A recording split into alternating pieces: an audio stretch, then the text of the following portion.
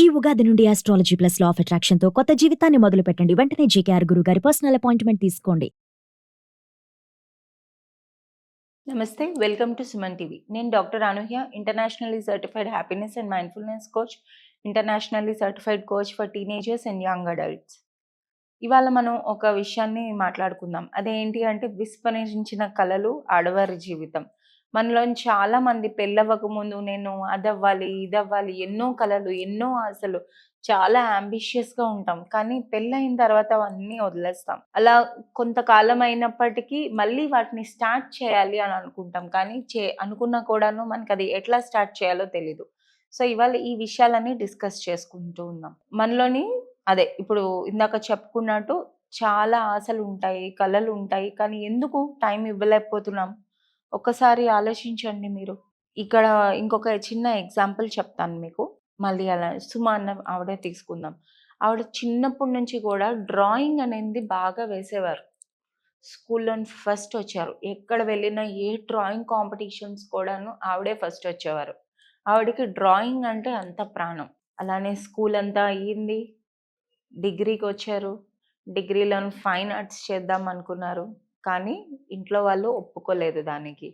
ఇట్లాంటి చదువు కాదు, చదివేదేదో ఉపయోగకరమైన చదువు చదవాలి, ఇట్లాంటిది కాదు అని చెప్పి ఆవిడని అది మానిపించి ఇంజనీరింగ్లో జాబ్ ఇచ్చి చేశారు. తర్వాత పెళ్ళి, పిల్లలు, కుటుంబ బాధ్యతలు వీటన్నిటితోని ఆవిడ జీవితం అనేది చాలా బిజీ అయిపోయింది.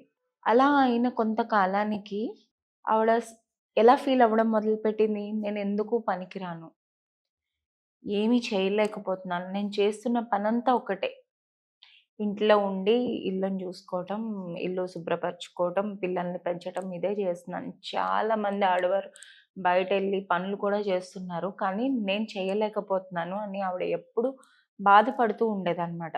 తరచు ఆవిడకి ఆ కనెక్షన్ అనేది మిస్ అయిపోయింది కొంతకాలం జరిగినప్పటికీ.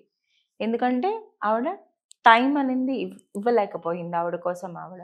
సో అలాగే మనలో చాలామంది కూడా చాలా చేద్దాం అనుకుంటాము. కానీ ఎస్పెషల్లీ తల్లులు అయిన తర్వాత ఉన్న ఆశలన్నీ పక్కన పెట్టేసి పిల్లల కోసమే జీవితం అనేది ఉంచుకుంటాం. కరెక్టే. ఇప్పుడు మీ కుటుంబం, మీ పిల్లలు, వాళ్ళ బాధ్యత అనేది చాలా ఇంపార్టెంట్. అలాగే మీకు మీరు కూడా ఇంపార్టెంట్. మిమ్మల్ని నెగ్లెక్ట్ చేయటం కాదు, మీకు మీరు ఇంపార్టెన్స్ ఇచ్చుకుంటూ కూడా ఆ బాధ్యతలన్నీ సక్రమంగా నడిపించేటట్టు ఉండాలి. సో ఇప్పుడు ఒక 10 సెకండ్లు కళ్ళు మూసుకొని, ఈ వీడియో చూస్తున్న ప్రతి ఒక్కరూ కూడాను 10 సెకండ్లు కళ్ళు మూసుకొని, మీరు చిన్నప్పుడు మీరు ఏం చేయాలనుకున్నారు, ఏం సాధించాలనుకున్నారో ఒక్కసారి గుర్తు తెచ్చుకోండి. డాక్టర్ అవ్వాలనుకున్నారా, లాయర్ అవ్వాలనుకున్నారా, లేదా టీచర్ అవ్వాలనుకున్నారా, పెయింటింగ్ చేయాలనుకున్నారా, మ్యూజిక్ నేర్చుకోవాలనుకున్నారా, డాన్స్ చేయాలనుకున్నారా? బోల్డ్ విషయాలు ఉంటాయి మనకి, అవి మనం మర్చిపోతాం. ఒక్కసారి అవన్నీ గుర్తు తెచ్చుకోండి. అసలు ఇట్లా జరగడానికి కారణాలు ఏంటి?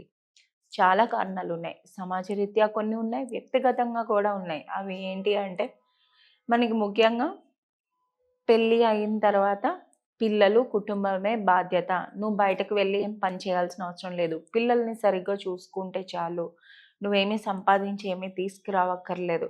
కానీ ఇక్కడ ప్రతి ఆడవారు కూడాను వాళ్ళు బయటకు వెళ్ళి పని చేయాలి అనేది ఫైనాన్షియల్ ఫ్రీడమ్ కన్నా కూడా వాళ్ళకంటూ ఒక ఐడెంటిటీ, వాళ్ళకంటూ ఒక గుర్తింపు తెచ్చుకోవాలనే తపనలోనే ఉంటారు వాళ్ళు.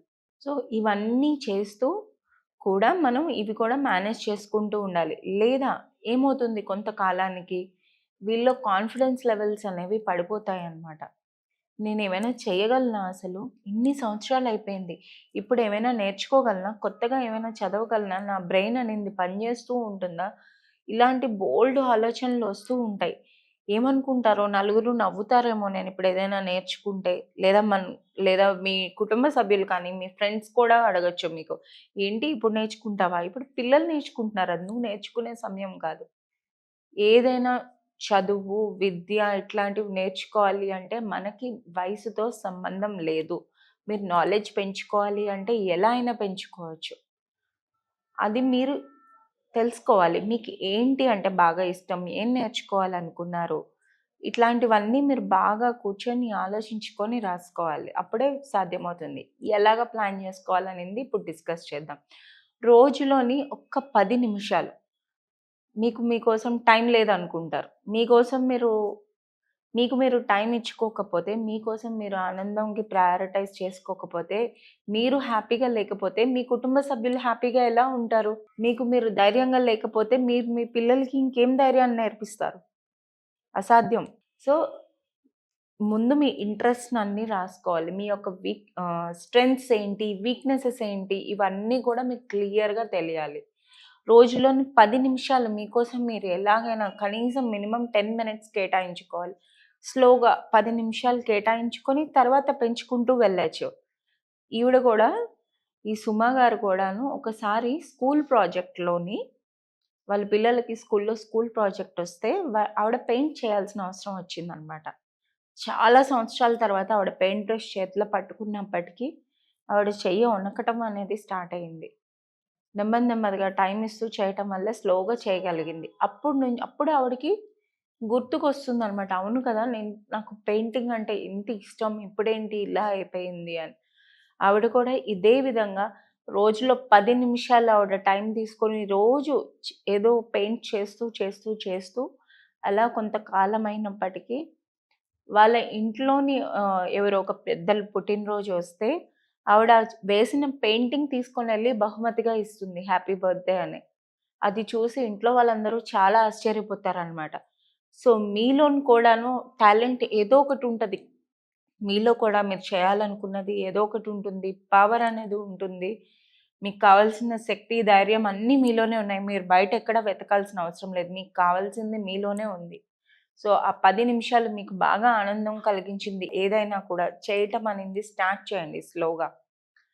తర్వాత చిన్న దిశలుగా బ్రేక్ చేసుకుంటూ వాటిపైన నెమ్మదిగా బేబీ స్టెప్స్ అంటారు కదా! అలాగా చిన్న స్టెప్స్ ఏస్తూ మీ గురి గమ్యం చేయొచ్చు.